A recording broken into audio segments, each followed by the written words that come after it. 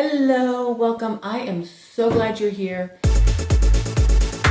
We are going to do March reading wrap up. I had a month. It was good. I felt like I was reading, like physically reading with a book in my hand, like almost constantly. According to statistics, I wasn't. So let's get into some of that. I read 17 books, which is surprising to me. 3,121 pages and about 50 hours of audio. It was 100% fiction. It was 41% print, 59% audio. It felt like it was a lot more than 41% print. 9 middle grade, only 2 young adult. So I got to work on that. I already have plans for April, so it'll be better than that. I don't know how much better. And 5 adult, 1 picture book. 5 were mystery, 4 were history, 3 were Irish authors because, March, and 3 were contemporary. And then 1 each of classic, fantasy, literary, graphic novel, LGBTQIA+, and thriller. I wouldn't have called it a thriller. If you notice, I did not have a translated one in there. I DNF'd that. I actually had 3 full-fledged DNFs. And this is probably the prettiest book I will ever DNF. The Vanishing Cherry Blossom Bookshop. Gorgeous, gorgeous cover. I just wasn't into... Each chapter is a story of a particular person, and I'm sure it wrapped up at the end, maybe included some other people. I just wasn't into it, and that's fine. The other 2 that I DNF'd, well, actually, this one I didn't even count as a DNF because and this is The Search for Baby Ruby by Susan Shreve, because I didn't get far enough that I would even count that I had started it. Nothing particularly wrong. I think my mom brain got in the way, and that's really probably the biggest issue. That, and it had a low rating, and I knew that going into it, and I just kept thinking, this isn't going to be good, this isn't going to be good, and it's purely on me. And this was my Susan moment. I also DNF'd Higher Power of Lucky by Susan Patron.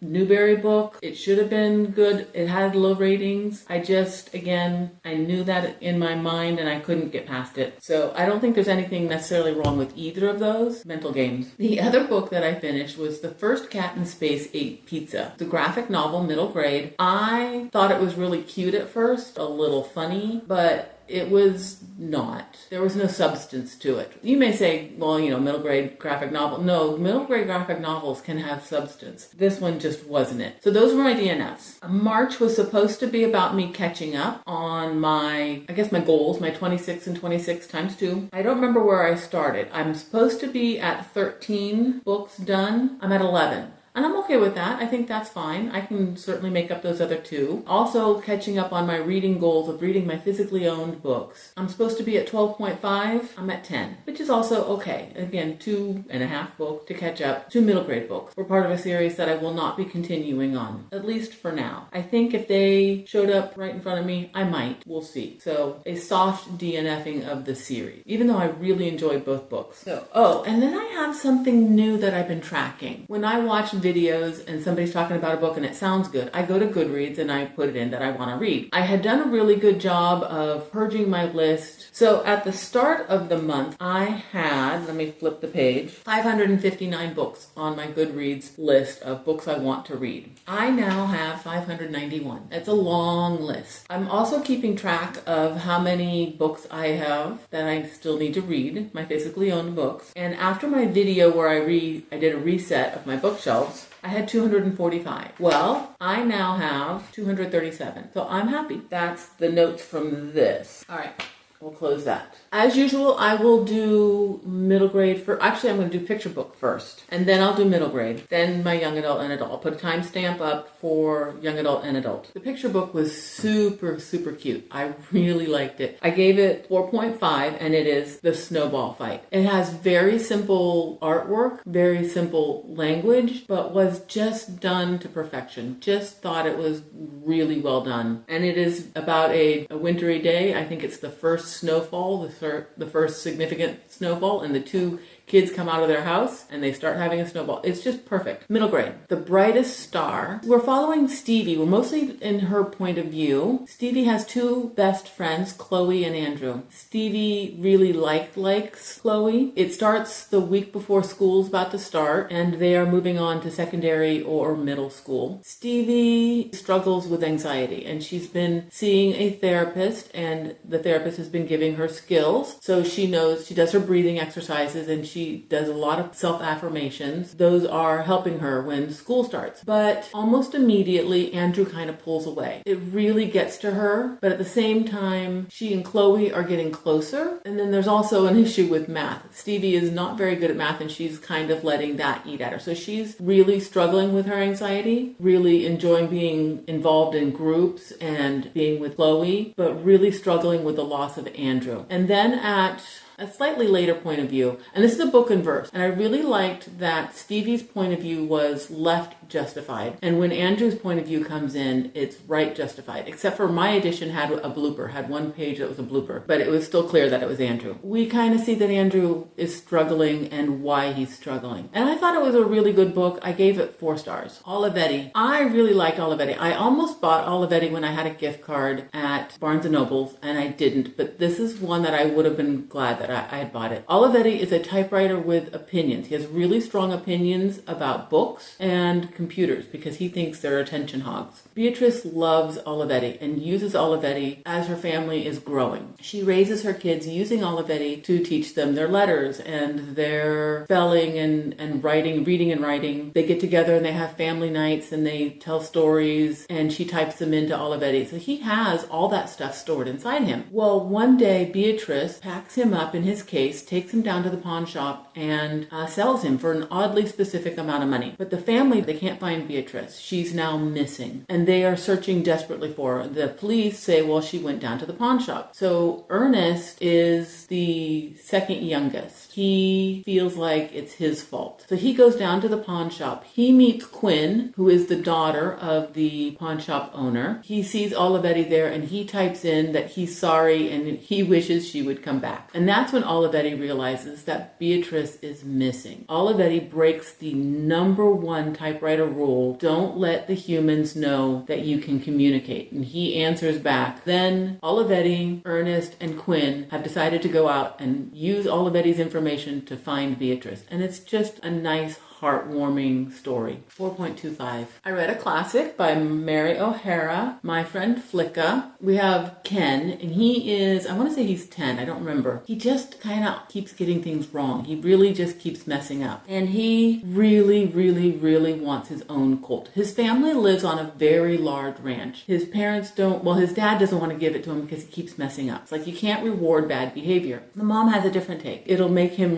more responsible. And it takes half the book for him to pick out which horse he wants. So what it is they have cattle and they have crops that they grow, but their main income is from this herd of wild horses that's on the property. Every year they will take the yearlings out, train them, then sell them, and that's where they get their money from. And this takes place in, I have a question for you. Is it a contemporary novel if it was written that way but is now old? Because I feel like Anyway, it was written in probably 1939. It was published in 41. So they have this huge property. They sell the horses, and Ken gets to pick out the one that he wants. And he's emotionally attached to what the father thinks is the wrong colt. It's very much a coming of age, the harsh realities of ranch life, stewardship of land and animals kind of story. I gave it 4 1/4. My one graphic novel was How to Talk to Your Succulent. Adara is really struggling with the loss of her mother, and the fact that her father won't deal with it, won't talk to her, won't help her deal with it. And so much so that he packs them up. They were living in California. He packs them up and they moved in with his mother in Michigan. The grandmother is very different from the father. Adara finds a little bit of freedom and she finds a friend, but Adara is dealing with a lot of stuff, and so she's not necessarily a good friend. And then at the same time, when they moved, they brought a lot of their mom's plants. The mom used to spend a lot of time apparently talking to plants, and Adara's tried it, but it just doesn't really work for her. She doesn't get what her mom was getting out of it. She starts wearing her mom's earrings that are a succulent, and the dad sees that and takes her down to the nursery and said, I thought you might want to have your own plant you can pick out for yourself. And so she does, and she picks out a succulent that's just like her earrings. She says hello to the plant, and the plant says hello back. She realizes her mom could talk to plants, but the plants could talk back to her, and she goes and she meets her mom's plants, and they're so excited that she can finally understand them. And it explores loneliness and openness and willingness to communicate. Oh, and it's a debut author, I believe. I really liked it. I gave it 4 stars. Making Friends with Billy Wong by Augusta Scattergood. It's a book I've wanted to read for a long time. I've read another book by her and I really liked it. She does historical fiction really well. In 1952, Azalea finds herself in the car with her mom driving from Texas to Paris Junction, Arkansas to spend the rest of summer with a grandmother she's never met. And Azalea is really not happy about it. She's really not good at talking to people she doesn't know. But the grandmother injured herself and she needs help with the cooking and the cleaning and this very large garden that she has. And that garden is important because it provides some of the produce that ends up in the only grocery store in town, which is Lucky Foods. It's a Chinese American-owned grocery store. Billy Wong is the great nephew of the owner. The grandmother encourages a friendship between Azalea and Billy, but there are also these other kids. There are a bunch of kids that come and help out at the garden on it sounds like a weekly basis. One of them is Billy Wong, one is Gossipy Melendez, and then there's Willis. Willis is the bad guy. He's a troubled kid. He's the troublemaker. He, along with other people, caused problems for the Wong family. There's a lot that's in there that's a little bit typical. I gave it 4 stars, but it's kind of only just. It does have a dual POV. It's mostly, I would say it's like 90% Azalea, but Billy does have these little poetry recap from his point of view at the end of most chapters. I don't think it's every chapter. So this is inspired by true accounts of Chinese immigrants in the American South during the Civil Rights era. The Landry News and A Week in the Woods, both by Andrew Clements. Both were my green spine books. This one doesn't have that much green, but this one has a lot of green. Kara Landry is new to her school. She ends up getting Mr. Larson as her language arts teacher. The problem with Mr. Larson is that he doesn't teach. He's kind of burnt out, and he literally will sit there all day reading his newspaper and drinking coffee. When Kara creates her own newspaper, which is something she had done before in the past, which is why she's new to this school, because she had to leave her other school. Now she's doing a factual-based newspaper. She has an editorial at the end which says if Mr. Larson gets paid $39,000 something, and they took that money instead of paying him and paid each child in the class for the time that they're in there, they would each get $9 a day. And she thinks that would be incentive for them to learn. And Mr. Larson doesn't really like that. Her little newspaper is so popular with the classmates that a couple of kids say, hey, I want to help you write the next one. And then more and more kids start writing, getting involved in the newspaper, and the newspaper gets bigger and it grows. And the principal is looking at this with a sparkle in his eyes because he thinks they're going to print something that will get Mr. Larson fired. A Week in the Woods is also a new kid at school for completely different reasons. His parents are uber rich. They have decided to move again. And so now Mark he's not really interested in making friends at school because he's also not going to be with the kids. Next year he's going to go to a private boarding school somewhere else. And he's had a very good education, so he's not really learning anything in school. He just sits there all day long and he's really bored. He looks out the window. The teacher, Mr. Maxwell, he at first is giving the kids some slack. Like, okay, he's new, he's shy, he doesn't know what to do. But when the attitude doesn't change, he's like, nope, this kid's a slacker. And then he finds out he's the kid of the rich people and he's like, oh, well, he's a spoiled slacker. Especially when Mr. Maxwell's favorite program that he's been running for 21 years, A Week in the Woods at the end of the year in May, Mark asks, do we have to go? And he's like, it's fun. Everybody wants to go. What do you mean you don't want to go? Kind of thing. He's very insulted by that. And so they are kind of butting heads. And eventually Mark tries to get involved. He tries to answer questions. Mr. Maxwell's already decided who he is and he's not going to change that opinion. Well, they get to the camp and right away something happens. Mark puts not only himself in danger, but Mr. Maxwell, and the two of them are going to have to work together if they're going to survive. We'll put it that way. I gave them both 4. I would give this one a lower 4, and this is a higher 4, if that makes sense. So like a 3.9 and a 4.1. I really liked both of them. I probably would unhaul them, but they are so beat up that I don't know that anybody else would want to read them. Guess I'm keeping them. I haven't fully decided yet. Making Friends with Billy Wong will probably get unhauled. Wolf Hollow. We're following Annabelle. It takes place in 1943. So it's during World War II. She was living a nice, quiet, rural life in Pennsylvania until Betty moves in. Betty was considered incorrigible and was forced to leave her other school, and her parents have sent her to live with her grandmother, and Annabelle is now suffering the consequences of it because she is quite the bully, and she really takes it to the next level. The people who are at risk are the people that Annabelle cares about, and so eventually Annabelle has to get help. Initially, she gets help from Toby, who is a World War I vet. He came in, he was a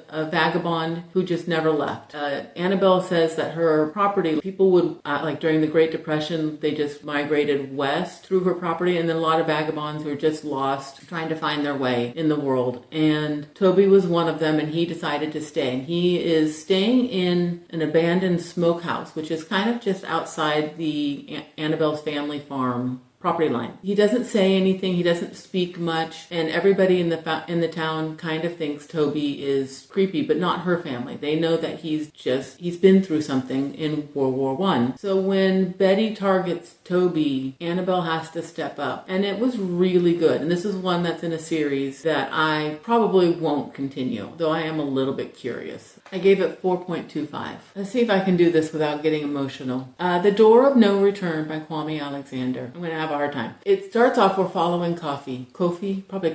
We see Kofi's day-to-day life. He goes to school. He swims in the river. He has friends. He has a girl that he really likes. He has a cousin that's just a week older, but he's bigger, and so he kind of bullies Kofi. They live in Upper Quanta. Oh, it's 1860, and it's the Ashanti people who in the area that is now Ghana. Kofi lives in Upper Quanta, which had a war with Lower Quanta, but now there's sort of peace between them. But they come together and have this festival, and something happens, and Kofi's life changes drastically. The first half is light and sweet, and the second half is gut-wrenching and emotional, and I finished it the same day that I finished another very emotional book, which we'll get to. I loved it. It's a book in verse. It should take most people hardly any time. It took me a very long time because for some reason I just only did a few pages a day. I highly recommend it. 4.5. Oh, and this is actually a trilogy. This book was printed, I think, in 22. The second book came out in 24, but there's no sign of book 3 yet. Young adult. Like I said, I only read 2, and I had to pick a green book. I've had luck with Jennifer Lynn Barnes, so I read The Inheritance Games, and I loved it. I just really did. We're following Avery. She is smart. She's a smart girl. She plays chess in the park with a homeless man before school starts. She runs to school, she takes a test, passes the test. She gets called to the principal's office because she got a perfect score and they think she cheated. That's just how smart she is. She lives with her half-sister, Libby, because her mom died, and the father is not in the lives of either of them. Libby gets called to the office again. She's like, what now? And in the office, behind the principal's desk, is a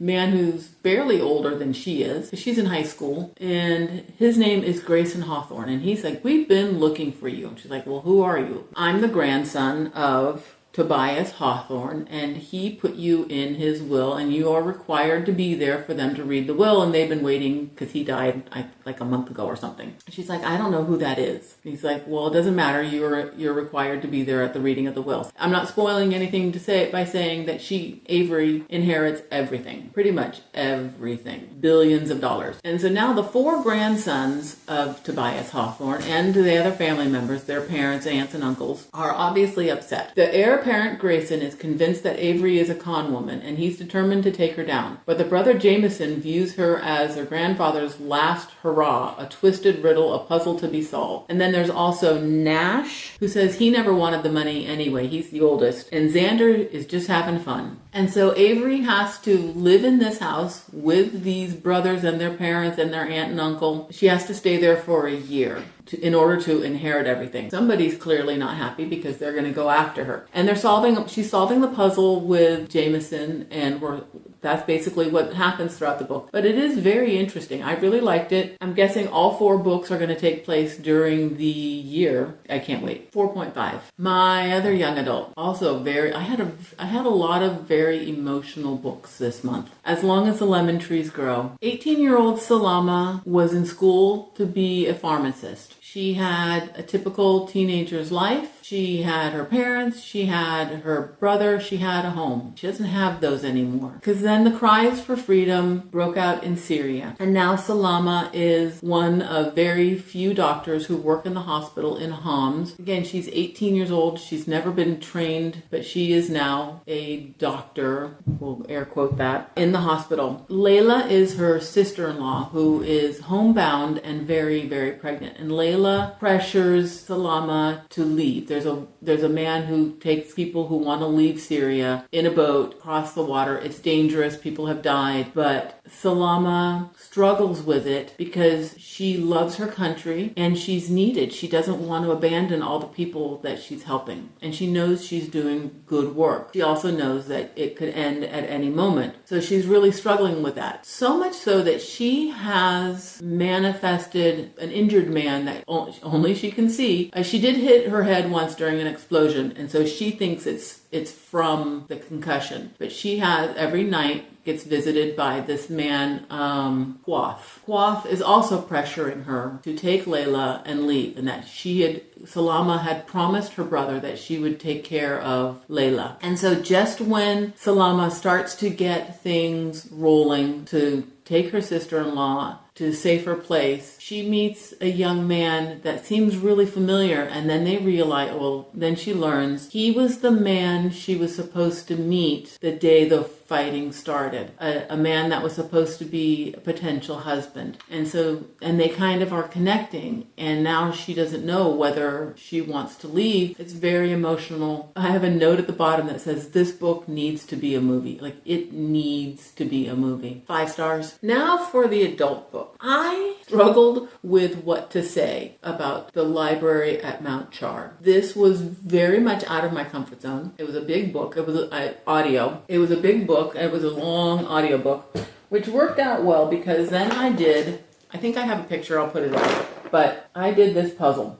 2,000 pieces of art supplies. And if it hadn't been such a long book, I probably would still be working on this puzzle. The librarians. We are following Carolyn, and she's a librarian. There are several librarians. We'll call them, there's going to be a lot of air quotes in this. They were adopted. These librarians were adopted by father, and each one studied one single subject. Carolyn's subject was languages. She speaks all languages. She speaks every language that has ever been spoken on earth, but she also speaks deer and wolf and birds and you name it. She speaks all languages. Her siblings, I'm telling you, a lot of air quotes. Her siblings have studied things like afterlife or ways to unalive somebody. The other main character is Steve. Steve is really just a pawn in Carolyn's schemes because father is missing and her siblings are looking for him. She's using Steve in some very interesting ways. I don't even know how to explain this book. I kept telling my family, this is a really weird book. How do you come up with this idea and how do you execute it into what was a really good story? I gave it 4 stars. It probably needs more than that. I wish I could sell it to you in a better way. Well thought out, well written, and bizarre. We'll go with that. Everyone in my family has killed someone. I really liked this. I normally, if you break the fourth wall, I don't like it. I don't like when the narrator speaks to the reader. But this is almost exclusively, this was more like a conversation. It was not having a story and then, oh, by the way, this.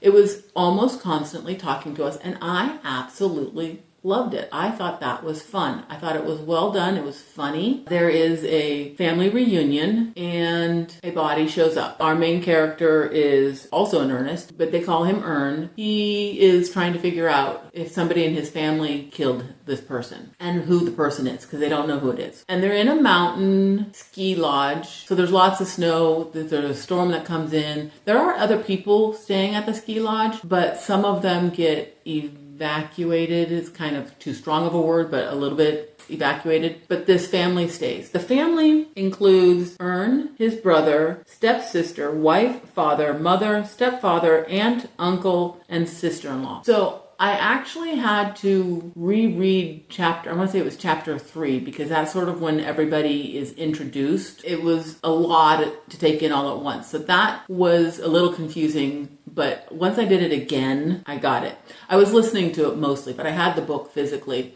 And so I did it together. I did a tandem on that chapter. Yeah, I really enjoyed it. I'm looking forward to book 2. I was more interested in the synopsis of book 2 than I was of book 1, but you have to do book 1 first. I gave it 4 stars. I did enjoy it. I did 2 books in a series. They are the Irish Village Mystery Series by Carleen O'Connor. I listened to books 11 and books 12. And I can't really tell you anything that happens in them. It was fun because it was an Irish author, and I love the series. I love Siobhan O'Sullivan and her family. Murder in an Irish Garden, I gave 4.5. I thought that was really good. But Murder in an Irish Session, I was literally falling asleep at the end, and I was listening to it, so I would back it up and start over, and then I fell asleep. And that was the whole big reveal. So I gave it 3.75, which you would think would be lower. By the time you're in book 11 and 12, you're there for the main characters, and that part was really well done. I really liked that. Oh, and I was glad, if you're going to read the series, I was really glad that I had read 10 just before reading 11, because you want to remember what happens in 10 before 11. But otherwise, there's not really much I can say about those. I finished Lady Tan's Circle of Women the same day I finished The Door of No Return. It was a very emotional day. Lisa C. I will read this author again. This was phenomenal. Just super emotional. Check your trigger warnings. Yan Shen's mother dies when she's young. She gets sent to live with her father's parents. The grandfather is a doctor, and so is the grandmother. This is 1400s China, 15th century. And they are a very well-to-do family, and she is very, very sheltered. When you are female and you